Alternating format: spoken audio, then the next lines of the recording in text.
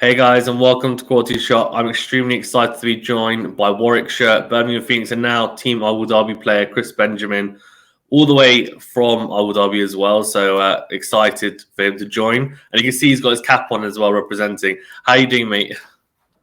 All good. And yourself? Thank you very much for having me on. No problem at all. Pleasure to have you on. It's been long overdue, so fantastic to get you on and speak as well. I guess we could start off with the cap and where you are at the moment. How's it been so far? Obviously, the tournament you guys are doing quite well. T10 as well seems to be. I mean, it's a completely different tournament, obviously, to what a lot of people will be used to. It seems very like crash bang wallop, really intense from ball one. But how have you found the whole experience? Oh, it's been fantastic. Fortunately, us as a team, we've got off to a flyer, winning 5 from 5. Playing alongside the likes of Gale, Livingston has been fantastic. I mean, Gale being an idol growing up, awesome to share change room with him. In terms of T10, it's chaos from ball one. Everyone's looking to hit it out the park first up. So no, it's been a great experience. Loving my opportunity out here. Great bunch of guys, awesome coaching staff. So no, it's been fantastic. Thank you. No, that sounds good. I'm assuming it sounds like you're probably being a little bit of a sponge. So you've got, as you said, there's some fantastic players in your team, and you might have played with the likes of someone or against the likes of someone like a Phil Salt or a Liam Livingston, etc. But I guess the players that you might not have had as much exposure to, like a Paul Sterling and Chris Gale.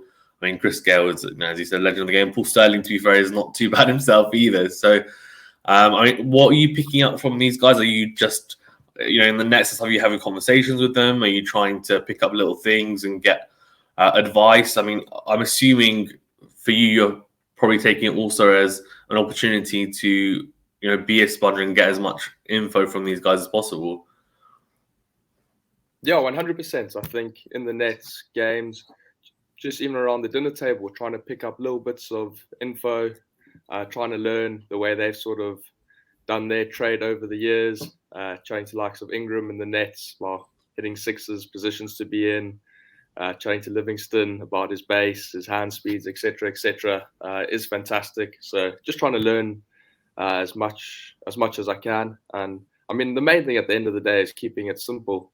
That comes from all of them. Keep it simple. Back yourself. Be brave is probably the underlying message from all of them, which is great. Yeah. That makes a lot of sense. There seems to be, like you mentioned, some of the players in there, and I mean, all of them hit a long ball. Is there a bit of a competition going around? A bit of testosterone flying around when people are doing like range hitting to see who can go the furthest? Is there like kind of healthy competition? Yeah, 100%. Everyone wants to hit the longest six. So no, there's definitely some healthy competition amongst the dressing room. Your smart tells me there's some stories, but I won't go into that. I'm sure there's some stories to be told. Maybe next time. In terms of like your, I guess, your career and also growing up. So you grew up in South Africa, if I'm not mistaken, and Johannesburg. First of all, how was that, and how did you get into cricket as well? Yeah, so I was born in Johannesburg and sort of lived there until I was about 11 years old before moving to Uganda, and then after lived in Uganda for about 3.5 years, and then moved to Tanzania and lived there for about 3 years. And during that time, I was at boarding school in South Africa for high school. But no, I went to primary school in Johannesburg to St. Peter's, and that's probably where cricket really started for myself. My earliest memories is playing cricket sort of in the driveway with my dad, with my grandpa, with my granny. Basically, whoever could throw a ball, I'd ask them to throw a ball to me so I could go and bat and whack it around. So yeah, from when I can remember, sort of had that love for cricket, and then at high school, really developed and had this passion, and sort of started seeing the dream maybe becoming a reality, or really wanting it to be a reality, and then coming over to the UK for university with Durham, sort of really when things started to escalate. How is it in Uganda and Tanzania in terms of like what's the just out of interest? It's more just for my interest. What's the cricket interest like in those countries? Limited is probably, but there is a big passion. I out there. There's just obviously a lot fewer numbers that play it, and they don't have the access to the facilities or the equipment that lots of first world countries do have. So I mean, when I went to school in Uganda, I never went to school in Tanzania because I was at boarding school at that time. But when I was at school in Uganda, there was no cricket at the school. I tried to bring it in. I used to train with some of the Ugandan national team players when I was only 12, 13. So I guess in some ways it was good playing with some men at that early stage. But no. Nice. No, it's interesting. Yeah, one of my big, I guess, thoughts on cricket is about how he can grow it globally. So I feel like it doesn't get, maybe not, it's getting there, but not grown as much as it could do. So I'm always interested to see like certain countries that say I haven't really ever seen before. You know, what's the temperature like in terms of their interest in cricket, etc. So it's interesting that there are fans there. It's obviously, as you said, like a small concentration, which is quite cool. Growing up, then I guess, as you said, you were throwing balls in your driveway, and that's where your interest first came about. But in terms of your inspirations growing up, who were your inspirations growing up? Did you have anyone in mind? Was there someone that you thought, oh, this guy is, you know, my hero? This is what I want to mold my game around. Even if you didn't want to mold your game around, but you thought, you know, if this is the person I want to meet, you know, when I grow up, or I want to emulate. Is there anyone of that kind of caliber that you have in mind? Yeah, definitely. Growing up as a young boy, AB was someone I always looked up to.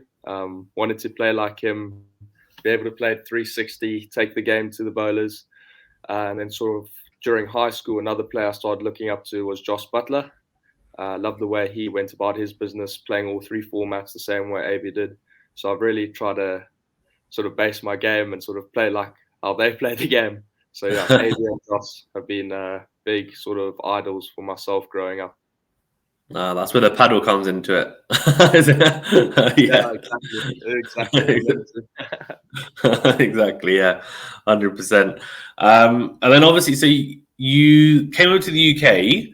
So did you come to the UK? I'm assuming just because you thought there'd be more opportunity here in terms of playing professional cricket. Was that the thought?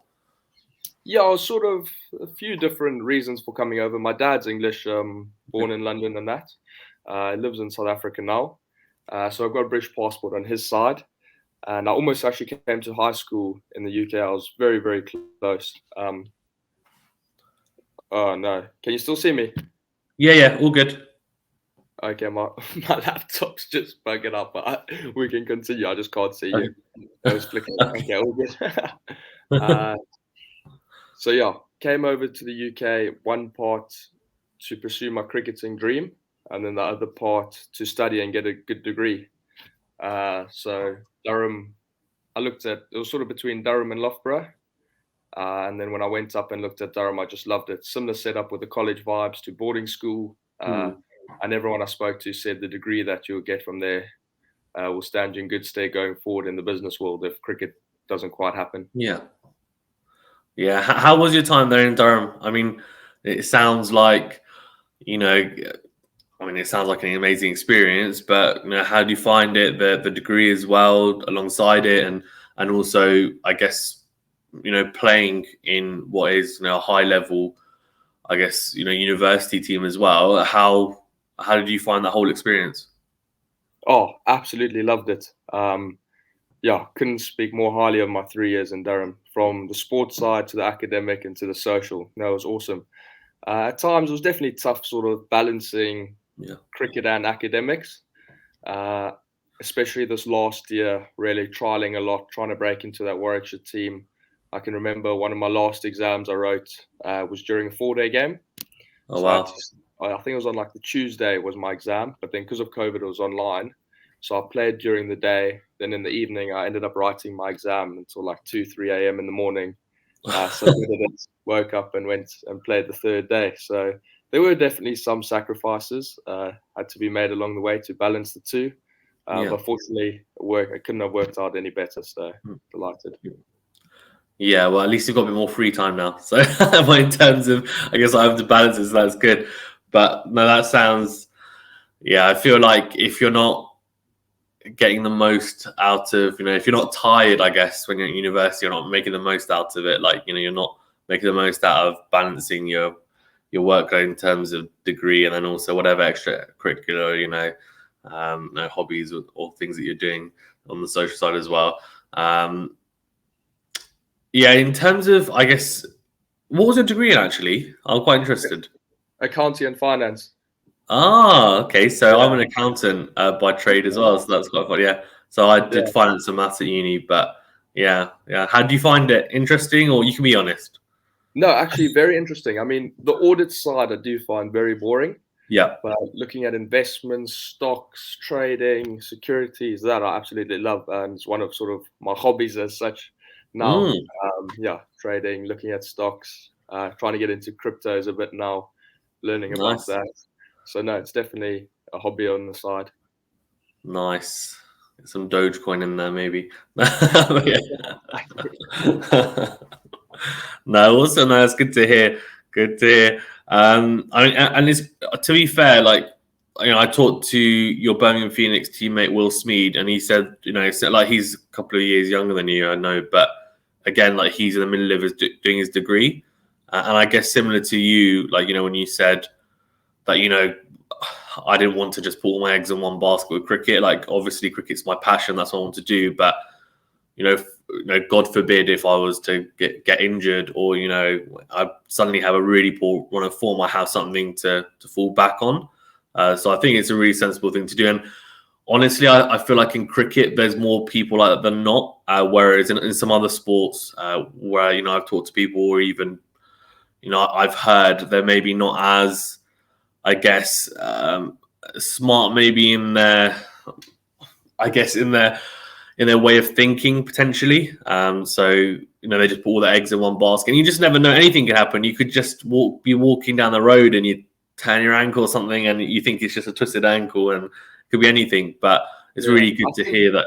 I think the other best part is when you're sort of trying to make it in the game, whatever game you're trying to get into, whether it be football, rugby, cricket, having that other sort of part to think about and focus your energy on sort of take some of the stress out of playing the sport. You can go a few bad games, not get any runs, but you've got something else to sort of focus on that takes your mind off of it, which is fantastic. And then once you have the qualification, there's sort of less stress in playing, because you've got something to fall back on. It doesn't mean you can play carelessly, etc., etc. Yeah. I mean, I couldn't think of anything else I'd like to do other than play cricket as a career. So I'm not going to be throwing that away. It does make you feel relaxed that you've got a good qualification behind you. Yeah, no, 100%. No, well said. Well said. So in terms of your introduction to county cricket as well, we talked beforehand, you had a little stint at Essex as well. How do you find that? First of all, what was the experience like before? And then I guess we'll go into the Warwickshire time, which has been, a pretty whirlwind experience. But what was the initial experience at Essex? No, it was fantastic. Absolutely loved it. It was my first year over here, so it was 2018 summer. Still only 18, 19 years old. So I was just delighted with the opportunity to be playing there. The first two games I played was T20 games for them. I was batting 9 and keeping. Didn't bat the first game. In the second game, got a few runs to win us the game, and then sort of stayed in the team the whole summer. Slowly moved my way up the order. Ended up batting 5. We made it to the T20 finals day. Made it to the 4-day finals day up in Durham. So no, it was a fantastic season. Really strong side. Essex were at the time. I mean, I think they won Division 1. Did nice in T20s, and then the second team cleaned up as well. So it was great to be a part of. I thought I'd done actually pretty nicely on an individual note, and thought maybe there might be a slight, summer contract or something the next year. But unfortunately, their squad was so full at the time, so just my timing didn't work out really. Yeah. Well, to be fair, I mean, everything happens for a reason, right? And who knows, maybe they offer you a contract and then you're just sitting on the bench the whole time, and you can't quite get in because they've got a set team. And then and then obviously you've gone to any better. yeah, exactly.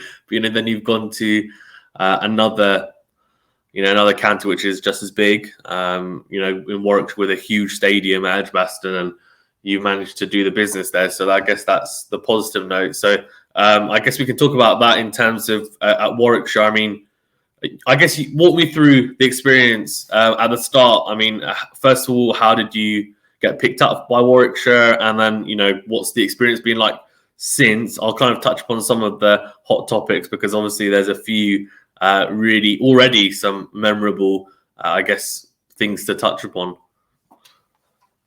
No, from the start, it's been fantastic. I got sort of picked up or seen at a trial day at Loughborough when sort of the 6 MCCU, as they used to be called, universities can send, I think, 4 or 5 players to a trial day, and coaches or counties send second team coaches and scouts from around the country to come have a look. And this was at the end of 2019, I believe. Yeah, end of 2019. So for the 2020 season, and Ian Westwood saw me there, was impressed with, I don't know, my range of shots, I think he said, and wanted me to come trial for Warwickshire in 2020. But then unfortunately with COVID, that never happened. And then at the start of this year, I sent him a message saying, are there any opportunities available for me to come trial? And we had a few games sort of penciled in. And the start was actually very frustrating because my first 2 or 3 games were 4-day games and they all got rained out. And as you say, everything happens for a reason. And blessing in disguise, we went straight into the T20 campaign. And I was fortunate to get a couple big scores in there. Well, you say a couple of big scores, but at the moment in the T20 format, you average 46 at a strike rate of 146. So I'm sure you know that because I'm 100% sure every batsman, including myself, always looks at their stats. So I'm sure you know that. But that's really impressive for one. And I mean, it just seems like you took to it really easily in terms of the format. Obviously, I know, and I'm sure you'll tell me that it's not, but that from the outside looking in, I think I couldn't have gone any better. Surely, no, it couldn't have gone much better. I was fortunate; I had a really good season with Durham Uni. Got a couple hundreds, couple 50s. So when I came into sort of the Warwickshire second team, I was really confident in the form I was in. And then the environment they had in the team was fantastic. I mean, the coaches gave you their full backing, wanted you to go out there, play positively, be brave, and just back yourself. So that really sort of worked well with myself, sort of from ball one, trying to take the bowler down and managed to do nicely. Well, you definitely did, to be fair. And also, your one game, I think that you played in the, in the 1-day comp. You made a 50 on debut. So that's.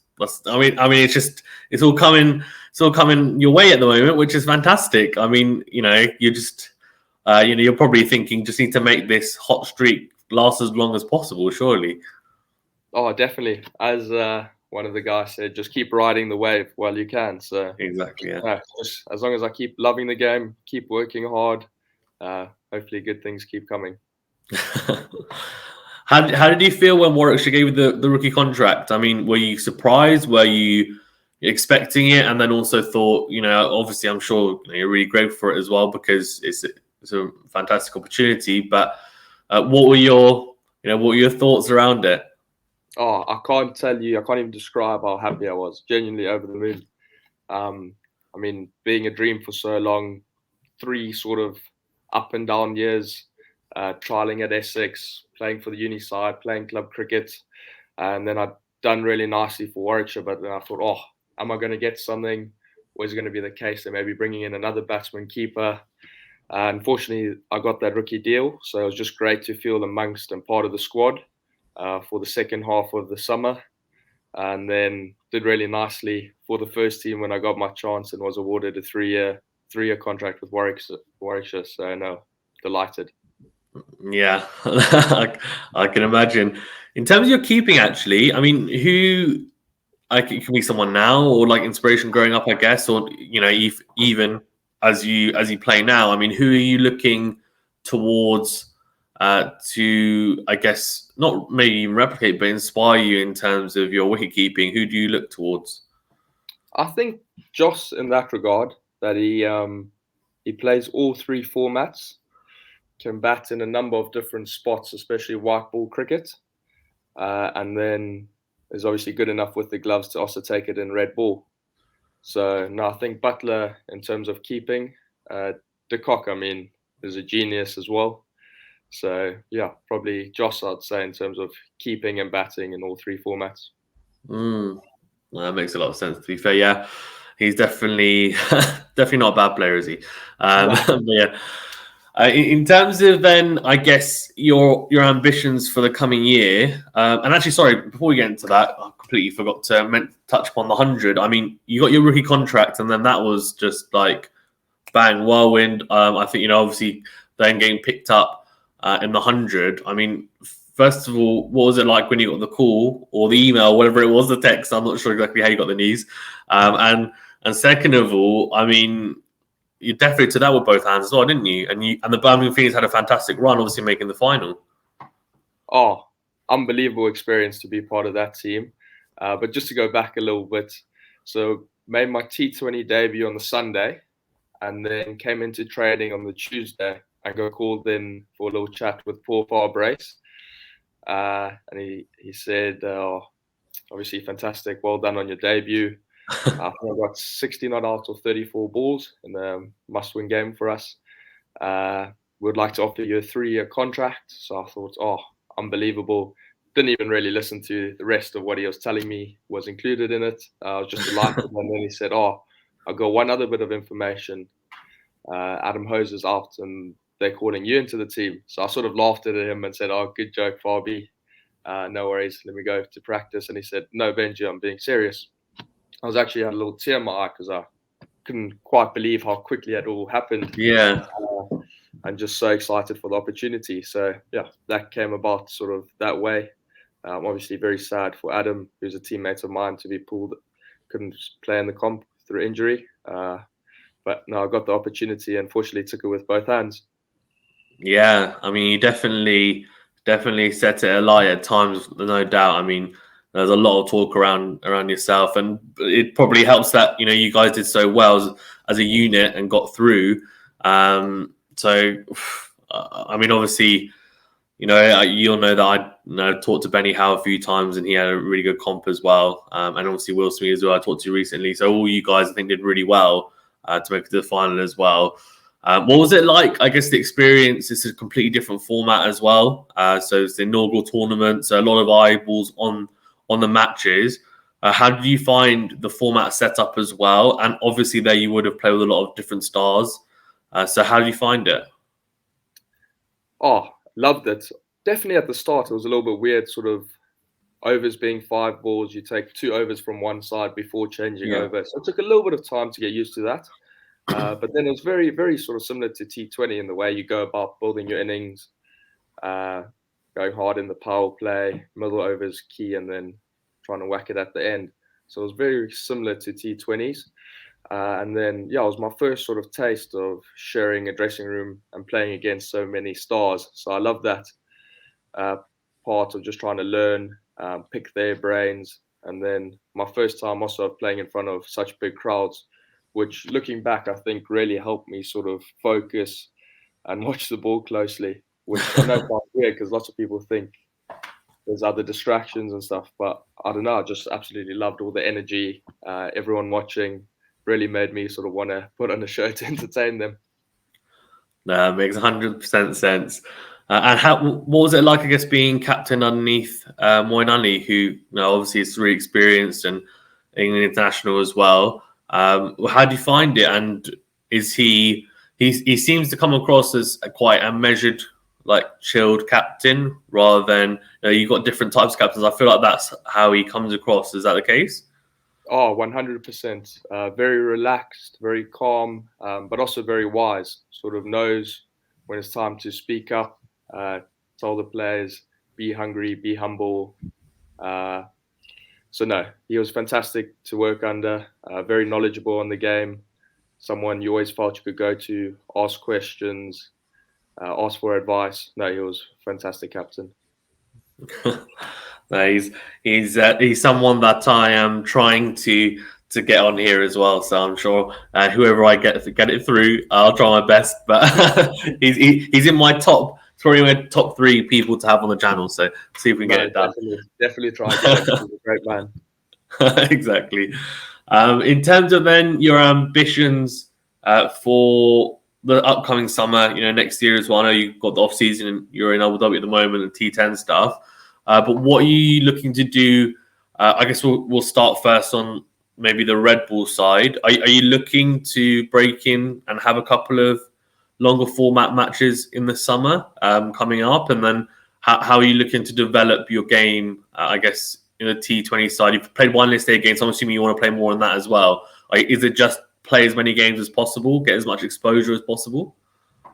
Yeah, so my main goal is Red Bull cricket, as I still believe that is the pinnacle to play Test cricket. So I really want to try break into that Warwickshire first team and sort of cement my spot as such. So going to work really hard in the off season on my Red Bull skills as well as my keeping. And then obviously white ball has gone quite nicely for myself. So hopefully try keep up that form. I don't know if there will be any 50 over stuff. It depends when the 100 is, etc. As hopefully I'll be retained by the Phoenix. But no, for me, Red Bull is sort of the ultimate and my main goal. I really want to try get my spot in the first team, get a few hundreds, and really push for further honours, especially in Red Bull cricket. Yeah, well, that's good to hear for sure. I'm gonna ask you. You can say you'd rather not answer this, but if further down the line, say you do really well, for example at Warwickshire, you're already doing well as it is, but say you have fantastic few seasons in say the Red Bull format, like you said. Yeah. Sorry, I missed you there. You just broke up. Sorry. Oh, sorry, that's all right. I was saying that say you're at Warwickshire and you're playing. At the moment, you've had a fantastic start, but say you continue and maybe for the next few years you have phenomenal, say Red Bull stats, and then England come to you and they say we want you to play for us, and then South Africa also say, oh, we want you to play for us. What do you do? What would you do? You can say that you're not sure right now, but as a question, if you are sure, then you can let me know. But if not, that's fine as well. No, I am sure. No, I would love to play for England. That's my main goal. With my dad being from here, I've absolutely loved my time at university. Now in Birmingham with Warwickshire. So no, my main goal is to play for England. That would be the ultimate dream come true. No, very well said. I'm sure a lot of people, Warwickshire fans, like yes, yes, can't wait to see it. No, very well put and diplomatic. I like that. In terms of then, I guess a few more interesting questions. So you obviously told me that growing up, AB was your favourite cricketer, and the person that you kind of more, and then obviously Jos Buttler as well in terms of keeping wise. But in terms of I'm going to ask you now, in terms of at the moment, so in this point in time, who do you see as the best all-format batsman? Oh. It's got to be between Kohli and Williamson, I would say. Yeah. So I'm probably going to have to go with Kohli. Okay. Yeah, for all formats. That's going to be a very popular answer. You picked the right one. Yeah, exactly. To avoid getting any abuse. Exactly. And then in terms of, from your point of view,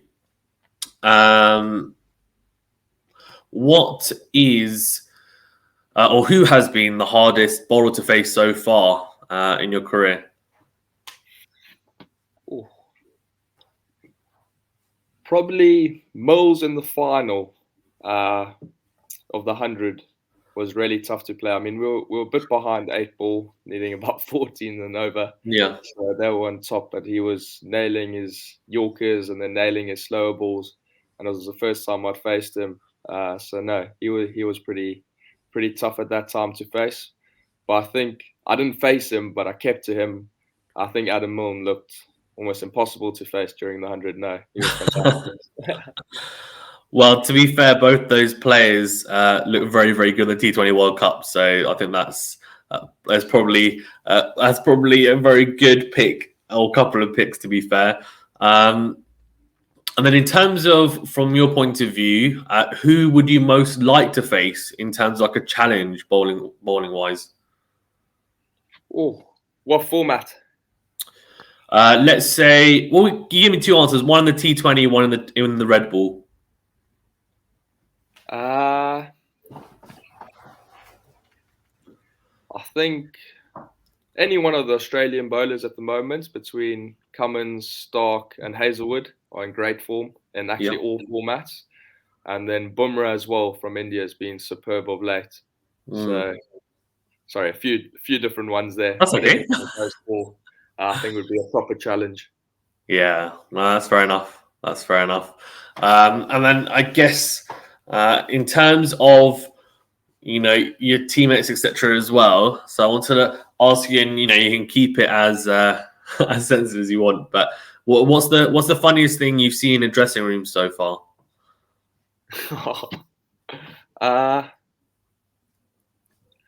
Don't know if I've got the funniest thing, but there was definitely a number of funny things that happened when we won the county championship at Edgbaston on that final day over Somerset. There were some big celebrations, but we won't go into too many details. Okay. Is there anything you can share with us that is PC without naming people? Nah, not that I can think of off the top of my head. I'll come back to you on that one. That's okay. That's all right. No problem. And then in terms of, I guess at the moment you're in Abu Dhabi as well. You guys, as you said, have come off to a really good start. Unbeaten. I'm assuming the goal is just to go on and win the comp.